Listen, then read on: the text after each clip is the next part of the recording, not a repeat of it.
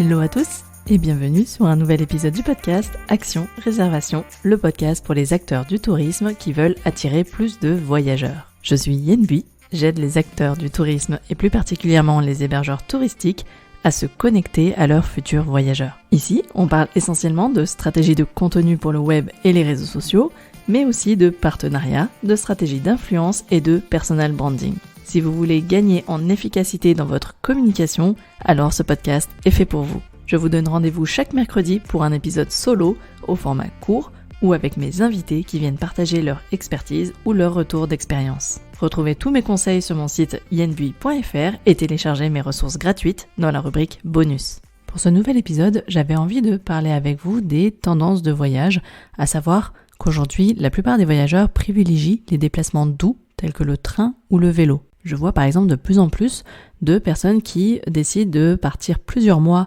sur leur vélo pour aller parcourir l'Europe, pourquoi pas parcourir la France ou l'Europe en tout cas, et aussi qui maintenant décident de se déplacer aussi beaucoup par le train, dans une logique, une valeur de tourisme plus durable, plus engagé. Alors qu'est-ce que ces tendances de voyage peuvent vous apporter ? Comment est-ce qu'aujourd'hui, finalement, le slow travel et tout ce qui concerne les mobilités douces peuvent être des opportunités pour vous pour attirer une nouvelle clientèle de voyageurs ? Il y a du coup deux questions à se poser. C'est est-ce qu'il existe des circuits de cyclotourisme ? Est-ce que vous avez des parcours, des balades à vélo ? Est-ce que le vélo est vraiment ancré sur votre territoire, près de chez vous ? Est-ce qu'il y a des départs ou est-ce que, en tout cas, un circuit vélo passe près de chez vous ? Ça, c'est la première question que vous pouvez vous poser. Et puis, une deuxième question, c'est est-ce qu'on peut venir facilement chez vous en train ? Il y a une information que j'ai sourcée sur Pinterest Trends, c'est que depuis la pandémie, les utilisateurs Pinterest notamment cherchent à réduire leur impact écologique en voyage. Ils privilégient les déplacements en train et n'hésitent pas justement à s'en vanter. Et oui, parce que le train est devenu vraiment tendance. Et avec l'ouverture de nouvelles lignes, la mise en circulation de wagons-lits et aussi la gratuité de certains trajets, eh bien, le mode de transport en train semble vraiment sur la bonne voie pour 2023 et 2024. Il y a d'ailleurs un podcasteur, en tout cas à ce titre, je vous invite vraiment à découvrir le podcast de Paul Engel qui s'appelle La France baladeuse. C'est à l'origine un blogueur qui a depuis 3 ans créé un podcast audio, donc immersif, où il parcourt la France, toute l'Hexagone, à la découverte de passionnés. Un peu ce que faisait aussi le podcast de l'Ardèche, et de plus en plus d'ailleurs d'agences territoriales, d'agences départementales du tourisme, décident de plus en plus de créer des podcasts pour mettre en avant les acteurs de leur territoire. Eh bien, le podcast La France baladeuse, c'est finalement le blogueur qui vient chez vous, à votre rencontre, et dans le cadre d'un podcast immersif.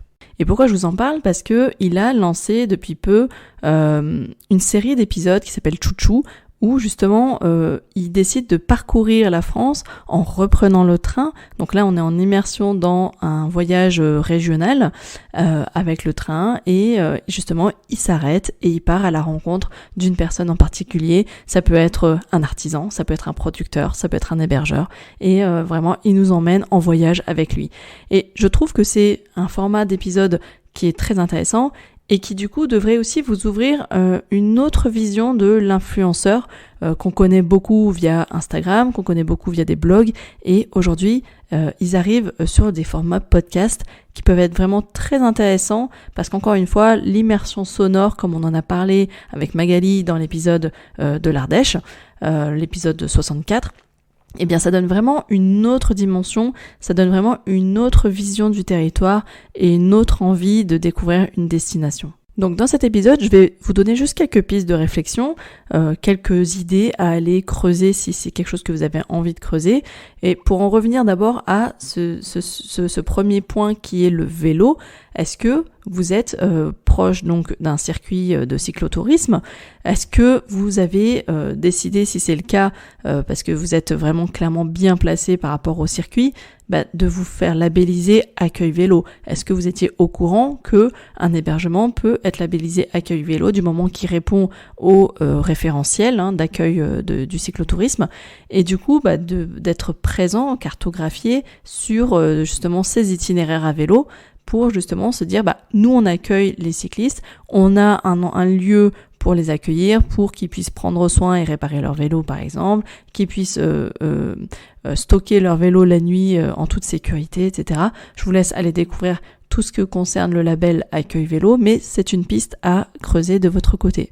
Je sais par exemple, pour en avoir parlé lors d'un café live, que Christine de la Villa Momba, qui est elle-même pratiquante de vélo, a décidé justement de rejoindre ce label.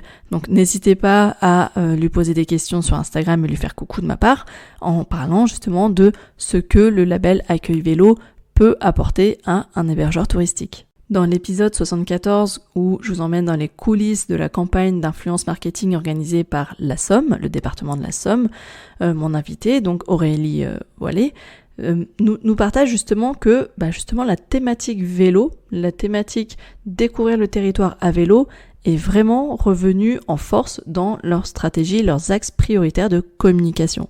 Et c'est bien vous dire l'ampleur que prend les mobilités douces dans le paysage de l'univers du voyage. Donc je vous invite à réécouter cet épisode si vous ne l'avez pas écouté. Comme d'habitude, je vous mettrai les liens dans les notes de celui-ci. En tout cas, voilà, vraiment vous rendre compte qu'aujourd'hui, l'ensemble des acteurs du tourisme ont à cœur de remettre les mobilités douces au cœur de leur stratégie de valorisation du territoire. Et quant à la question du train, effectivement, aujourd'hui, de nouvelles lignes régionales se créent. C'est l'occasion finalement pour des personnes de développer leur slow tourisme, le slow tourisme, le fait de voyager à proximité et de vraiment remettre le côté proximité et humain au cœur de leur séjour, de leur voyage. C'est une manière de voyager autrement et aussi d'inculquer à leurs enfants d'autres valeurs et le fait de finalement reprendre du temps et le fait ne serait-ce que de ne pas avoir à conduire durant tout le trajet, en termes de fatigue physique, c'est pas la même chose parce qu'on prend du temps pour voyager avec ses enfants. Moi-même, je voyage très régulièrement en train, environ une fois par mois, pour me rendre des Hautes-Alpes, donc vraiment partir des Alpes du Sud pour rejoindre la Picardie. Donc là, je suis complètement au nord de Paris, dans l'Oise pour être exact. Et l'idée, c'est vous raconter que effectivement, moi-même, je prends donc le train de manière très régulière avec mes 2 enfants.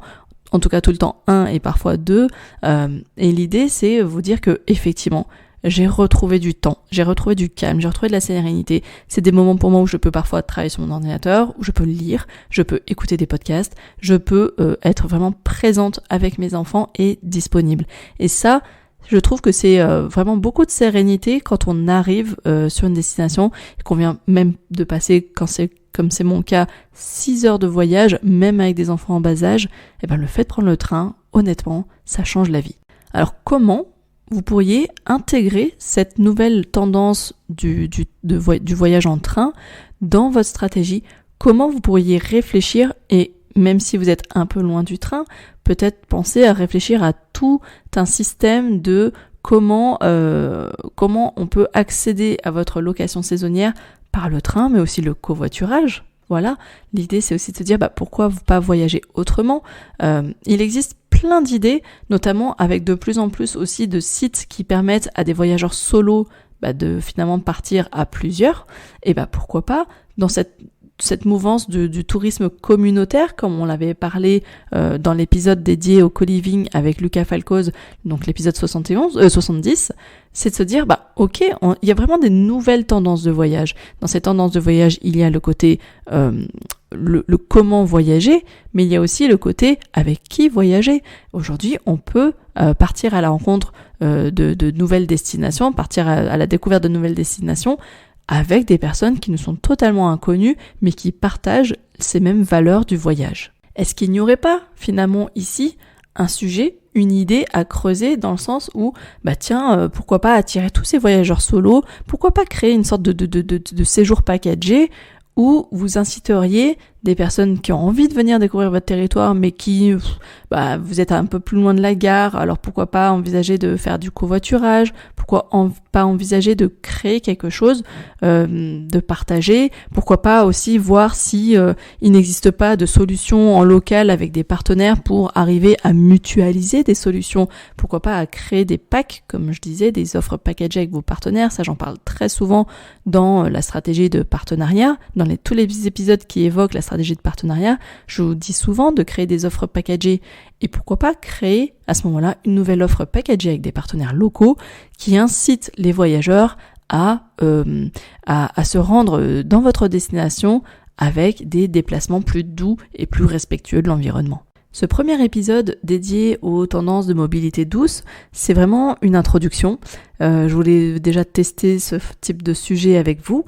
Dites-moi si c'est un sujet que vous avez vraiment envie de creuser pour 2024. Dites-moi si c'est vraiment une opportunité que vous avez envie de développer au sein de votre stratégie de location saisonnière.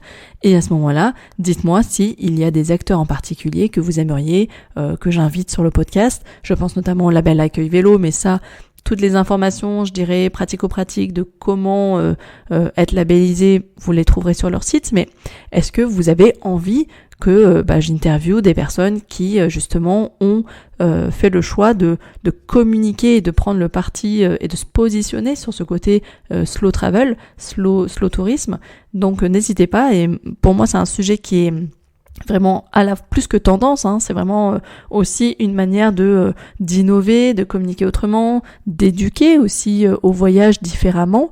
Et voilà, dites-moi si c'est des sujets qui vous intéressent, laissez-moi une note, un commentaire ou discutons-en en tout cas sur les réseaux sociaux. Ça m'aidera vraiment à savoir si ce sont des épisodes qui vous intéressent, et dans ce cas-là, j'aurai grand plaisir à en enregistrer de nouveau avec des invités intéressants et passionnants. C'est terminé pour aujourd'hui, un épisode plutôt court, et voilà, j'espère qu'il vous a plu, j'espère qu'il vous a donné plein de pistes à explorer.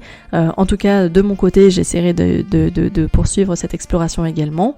Merci d'avoir écouté jusqu'au bout, et comme d'habitude, vous savez ce qu'il vous reste à faire. Abonnez-vous à la newsletter pour rester connecté avec mes nouveaux épisodes et avec toutes mes idées qui me viennent par la tête et que je partage tous les lundis dans votre boîte mail. Et n'hésitez pas, évidemment, comme d'habitude, à me laisser une jolie note 5 étoiles sur le podcast. En tout cas, je vous dis rendez-vous à la semaine prochaine pour un nouvel épisode. À très vite. Ciao, ciao!